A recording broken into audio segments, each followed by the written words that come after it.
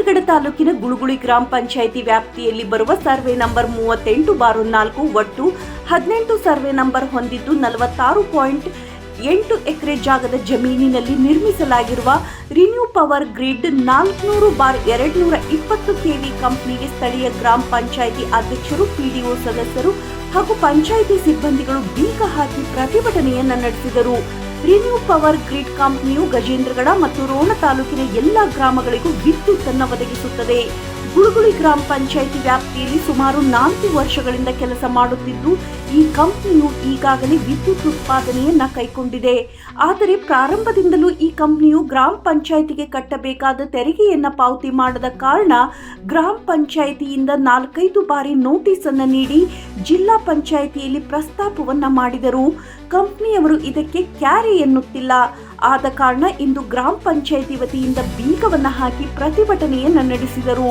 ಕೃಷಿ ಭೂಮಿಯನ್ನು ವಾಣಿಜ್ಯ ಬಳಕೆಗೆ ಉಪಯೋಗ ಮಾಡುತ್ತಿರುವುದರಿಂದ ಗ್ರಾಮ ಪಂಚಾಯಿತಿ ಪರವಾನಗಿ ಪಡೆಯುವುದು ಕಡ್ಡಾಯ. ಕಂಪನಿಯು ಗ್ರಿಡ್ ಒಳಗೆ 11 ನಿವೇಶನಗಳನ್ನು ಹೊಂದಿದೆ.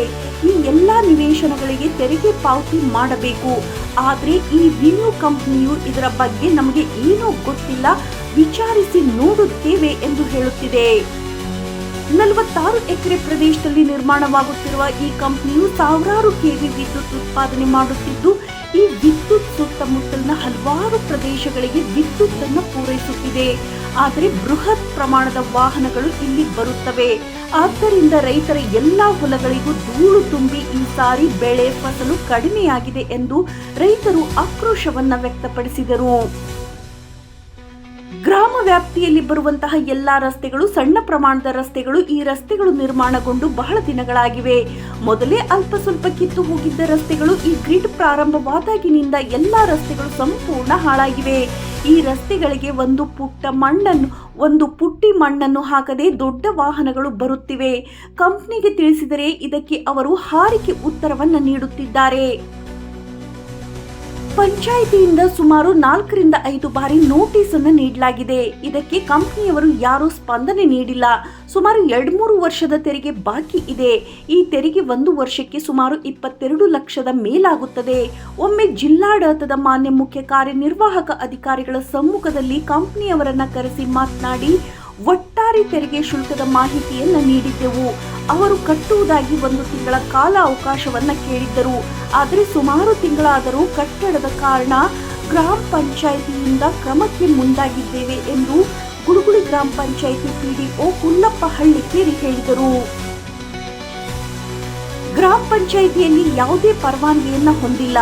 ನಾವು 4 ಸಾರಿ ನೋಟಿಸ್ ಕೊಟ್ಟರು. ಕಂಪನಿಯವರು ಯಾವುದೇ ರೀತಿಯ ಪಂಚಾಯಿತಿಯ ಹಣವನ್ನು ಭರಣೆ ಮಾಡದೆ ನಮಗೆ ಇಷ್ಟ ಬಂದ ಹಾಗೆ ವರ್ತಿಸುತ್ತಿದ್ದಾರೆ. ಈ ಗ್ರಿಡ್ನಲ್ಲಿ ನಮ್ಮ ಕರ್ನಾಟಕದವರು ಕೆಲಸಕ್ಕೆ ಯಾರು ಇಲ್ಲ. ಅಲ್ಲಿ ಇರುವವರು ಎಲ್ಲ ಹಿಂದಿ ಮಾತನಾಡುತ್ತಾರೆ. ಅವರ ಭಾಷೆ ನಮಗೆ ಅರ್ಥವಾಗುವುದಿಲ್ಲ. ಸ್ಥಳೀಯ ಭಾಷೆಗೆ ಇಲ್ಲಿ ಬೆಲೆ ಇಲ್ಲದಂತಾಗಿದೆ. ಇವಾಗ 1 ವಾರ ಕಾಲ ಅವಕಾಶವನ್ನ ಕೊಡುತ್ತೇವೆ. ಪಂಚಾಯಿತಿ ತೆರಿಗೆ ಕಟ್ಟದೆ ಹೋದರೆ ಗ್ರಿಡ್ ಮುಂದೆ ಪೆಂಡಾಲ್ ಹಾಕಿ ಧರಣಿ ಮಾಡುತ್ತೇವೆ ಎಂದು ಗುಳುಗುಳಿ ಗ್ರಾಮ ಪಂಚಾಯಿತಿ ಅಧ್ಯಕ್ಷ ಬಸವರಾಜ್ ಆದಿ ಹೇಳಿದರು. ಈ ಸಂದರ್ಭದಲ್ಲಿ ಉಪಾಧ್ಯಕ್ಷರಾದ ನೀಲವ್ವ ಕುರಿ, ಸದಸ್ಯರಾದ ನಾಗರಾಜ್ ಪಾಟೀಲ್, ಭೀಮವ್ವ ಉಪ್ಪಾರ್, ಗೀತಾ ಗೊರ್ವರ್, ಶಿವಾನಂದ್ ಹೆಗ್ಗಣ್ಣವರ್, ನೀಲವ್ವ ಅಸೂಟಿ, ಶಿವಾನಂದ್ ರಾಜೂರ್, ಉಮಾ ದೊಡ್ಮನಿ, ಪುಷ್ಪಾ ಕಾರ್ಡಿಗಿ, ಶರಣಪ್ಪ ಉಪ್ಪಾರ್, ನಿಂಗಪ್ಪ ಗೊರ್ವರ್, ಶೇಖಪ್ಪ ಕುರಿ ಹಾಗೂ ಗ್ರಾಮದ ಹಿರಿಯರು ಉಪಸ್ಥಿತರಿದ್ದರು.